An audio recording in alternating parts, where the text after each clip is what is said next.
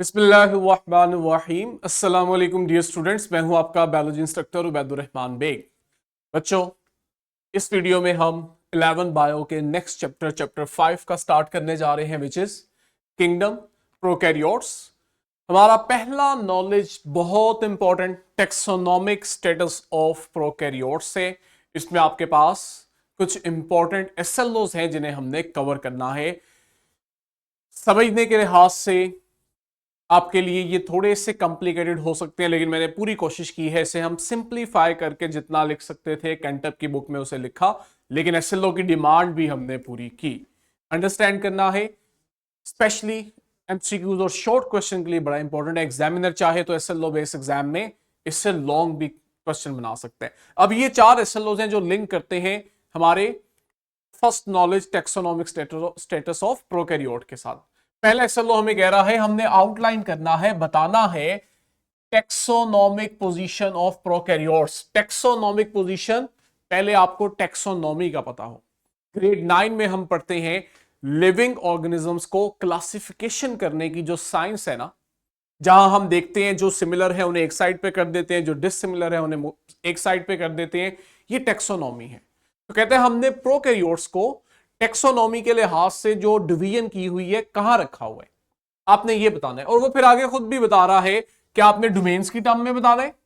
अब ये डोमेन वाला कंसेप्ट क्या है, आई डोंट नो कि आपने पुराने करिकुलम के मुताबिक ग्रेड 9 में इसे पढ़ा या नहीं, लेकिन न्यू करिकुलम के अकॉर्डिंग बच्चे इसको 9th में पढ़ेंगे और वो जानते हैं इसे। हाँ, किंगडम सिस्टम को हम जानते हैं।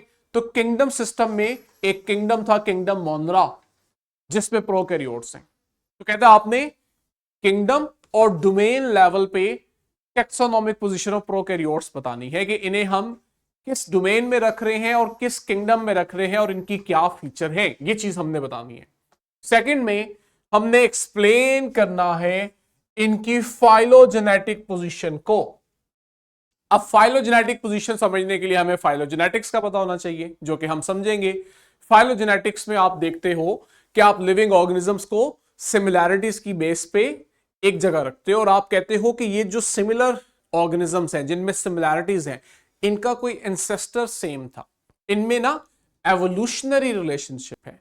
ये जब इवॉल्व हो रहे थे तो किसी कॉमन एंसेस्टर से इवॉल्व हुए थे, उसे कहते हैं फाइलोजेनेटिक्स। और उस लिहाज से जब आप ऑर्गेनिजम्स को कैटेगराइज करते हो तो वहां जो उनकी पोजीशन होती है वो फाइलोजेनेटिक पोजीशन कहलाती है। और थर्ड पे हमने बताना है, जस्टिफाई करना है। जस्टिफाई का मतलब होता है आप लॉजिक देते हो, रीजन देते हो कि ऐसा क्यों हो रहा है, कि बैक्टीरिया जो है इनकी अक्रेंस या इनका जो हैबिटेट है वो इतना वाइड क्यों है, ये बहुत सारे माहौल में हमें क्यों मिलते हैं। ये वो तमाम चीजें हैं जो हम आज अपने इस टॉपिक में कवर करेंगे। और साथ ही मैंने कुछ इंपॉर्टेंट सिमुलेशंस भी अटैच करती हैं।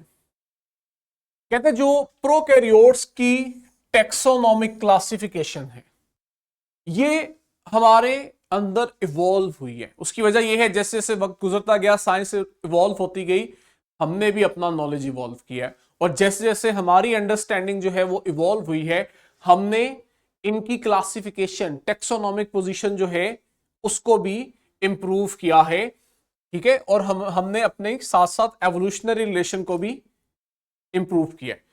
शुरू में स्टार्ट के अंदर हम क्या करते थे, जितने भी माइक्रोस्कोपिक, जिन्हें हम नेकेड आई से नहीं देख सकते, सिंगल सेल्ड प्रोकैरियोट्स थे ना, इन्हें हम एक नाम देते थे बैक्टीरिया। इवन आप देखोगे आज भी बहुत सारे टीचर्स ऐसे ही कहते हैं, वो कहते हैं वो एक सिंगल सेल जो प्रोकैरियोट है वही बैक्टीरिया है, प्रोकैरियोट ही बैक्टीरिया है, बैक्टीरिया ही प्रोकैरियोट है। यानी ऐसा सेल जिसमें मेम्ब्रेन बाउंडेड ऑर्गेनल नहीं है, इवन न्यूक्लियस भी नहीं है, वही प्रोकैरियोट है। इसी को हम बैक्टीरिया कह देते हैं। बच्चों को आसान करके हम ऐसे बता देते थे, लेकिन अब हमें मालूम हुआ है कि नहीं, इतना सिंपल नहीं है। तमाम प्रोकैरियोट्स बैक्टीरिया नहीं है। ये हम आगे पढ़ते हैं।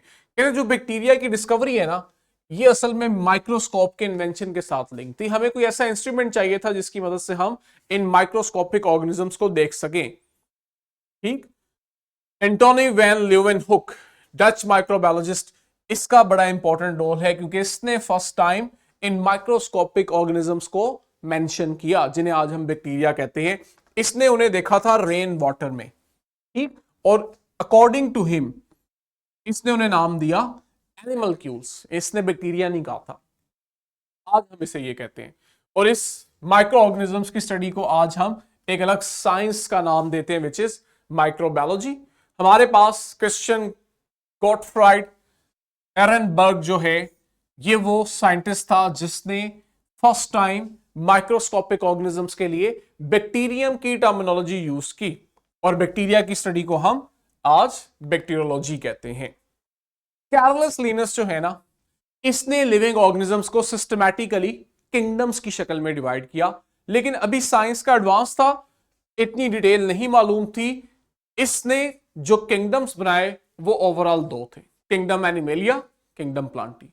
तो ये जो प्रोकैरियोट्स या जिन्हें हम बैक्टीरिया भी कह देते थे, ये फिर किस किंगडम का हिस्सा थे? इन्हें किंगडम प्लांटी का हिस्सा बनाया गया। ठीक है, फिर रॉबर्ट विटेकर जो है, इसने लास्ट सेंचुरी 20th सेंचुरी में आके, जब हमारा इंफॉर्मेशन नॉलेज बहुत ज्यादा हो गया, तो इसने 2 से 5 किंगडम क्लासिफिकेशन सिस्टम दिया। इसने कहा नहीं जी, लाइफ इतनी सिंपल नहीं है कि आप उन्हें 2 ग्रुप्स के अंदर, किंगडम्स के अंदर कैटेगराइज कर दो, ये पूरे 5 किंगडम्स बनते हैं। और इंटरेस्टिंग बात बताऊं, अब 6 हो गए हुए हैं। क्यों हो गया हमें समझ आएगी। इसने जो 5 किंगडम बनाए, एक तो थे मोनरा, ठीक है, मोनरा में, किंगडम मोनरा में ये तमाम प्रोकैरियोट्स थे जिन्हें हम पढ़ने जा रहे हैं। दूसरा था प्रोटिस्टा, ये यूनिसेलुलर एनिमल्स थे। तीसरा फंजाई, चौथा प्लांटी, पांचवा एनिमेलिया, ये हमें सबको पता है। और इसने तमाम प्रोकैरियोट्स किंगडम मोनरा में रखे थे। किंगडम मोनरा और किंगडम प्रोटिस्टा के मेंबर में क्या फर्क था? दोनों यूनिसेलुलर थे। किंगडम मोनरा के अंदर प्रोकैरियोट्स थे जिनमें मेम्ब्रेन बाउंडेड स्ट्रक्चर नहीं होता, जबकि प्रोटिस्टा वाले यूकैरियोट्स थे। तो ये बेसिक डिफरेंस हमें आना चाहिए। ठीक है, अगेन किंगडम मोनरा के अंदर सिंगल सेल प्रोकैरियोट्स हैं, जिनकी क्या खासियत है? इनमें कोई डेफिनेट न्यूक्लियस नहीं है, प्रॉपर न्यूक्लियस नहीं है, और ना ही कोई और मेम्ब्रेन बाउंडेड ऑर्गेनल है। और जब इन्हें रिप्रोडक्शन करनी होती है तो ये एसेक्सुअली रिप्रोड्यूस करते हैं थ्रू बाइनरी फिशन। ये हमने पढ़ा भी है, आगे फिर पढ़ेंगे कि बाइनरी फिशन में क्या होता है। आपके पास एक यूनिसेलुलर ऑर्गेनिज्म का जो सेल है वो सिंपली 1 से 2 में डिवाइड करता है। रिप्रोडक्शन बड़ी सिंपल होती है। एक जीनोम है, क्रोमोसोम है, कॉपी बनती है, 2 होते हैं और सेल डिवाइड कर जाता है। एक जीनोम एक सेल को, दूसरा जीनोम दूसरे सेल को चला जाता है, हम कहते हैं बाइनरी फिशन हो गई है।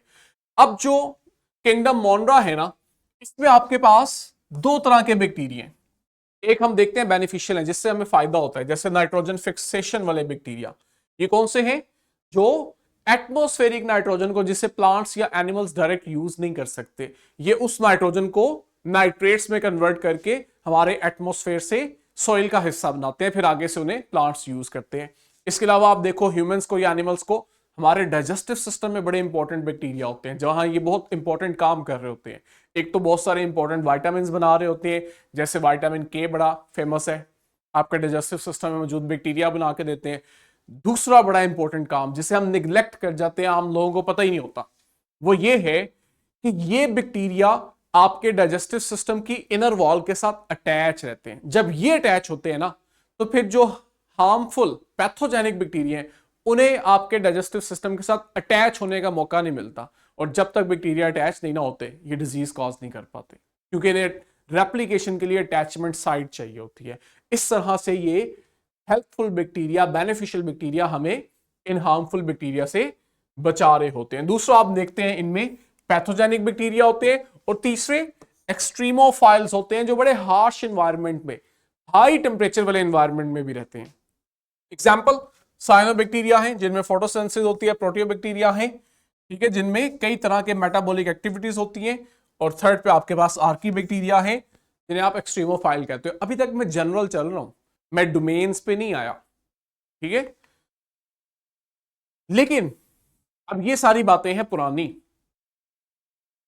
हमारे पास जैसे जैसे टाइम गुजरता गया, हमने जेनेटिक्स और मॉलिक्यूलर बायोलॉजी में एडवांसमेंट की। मॉलिक्यूलर बायोलॉजी में हम क्या करते हैं, लिविंग ऑर्गेनिजम्स के सेल्स को लेते हैं, और उन सेल्स के अंदर ये जो इंपॉर्टेंट मॉलिक्यूल्स है ना, carbohydrates, lipids, protein, nucleic acid, और इनकी वजह से जो केमिकल रिएक्शंस हो रहे होते हैं, इनको पढ़ते हैं। स्पेशली हमारा फोकस रहता है न्यूक्लिक एसिड और इससे बनने वाली प्रोटीन, इनके स्ट्रक्चर्स को हम बड़ा पढ़ते हैं।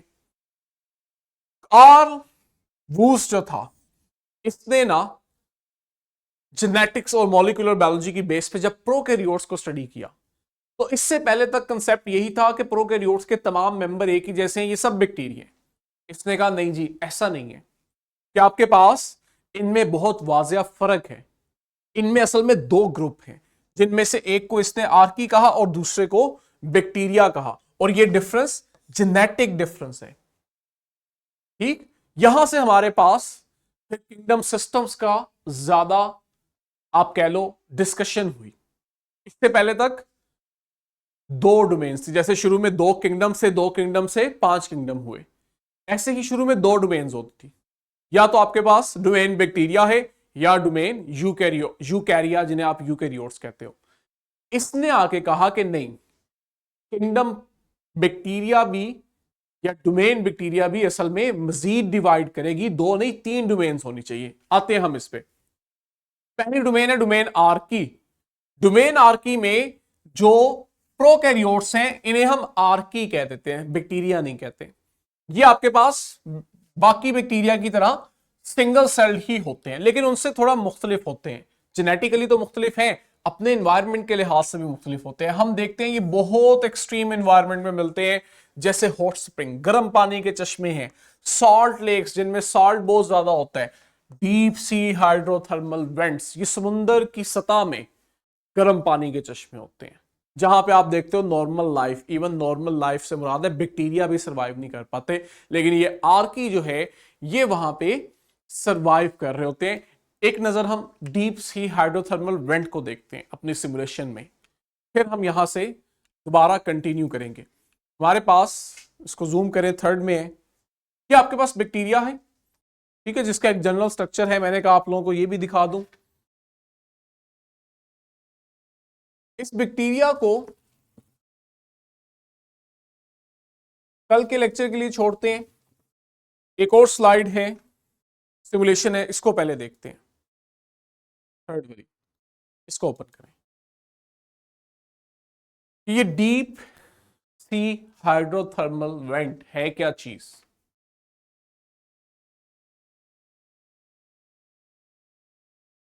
एक व्यू ले लेते हैं जिससे आपको आइडिया हो, क्योंकि हमने आगे ना एवोल्यूशन का जब कंसेप्ट पढ़ना है तो इनका जिक्र फिर से आना है, ठीक है। असल में हम देखते हैं कि हमारे पास सतह समुंदर में ना, ये देखो, ये अर्थ की सरफेस है जहां पे वैली बनती है, कि वो सेपरेट होती है, ठीक है।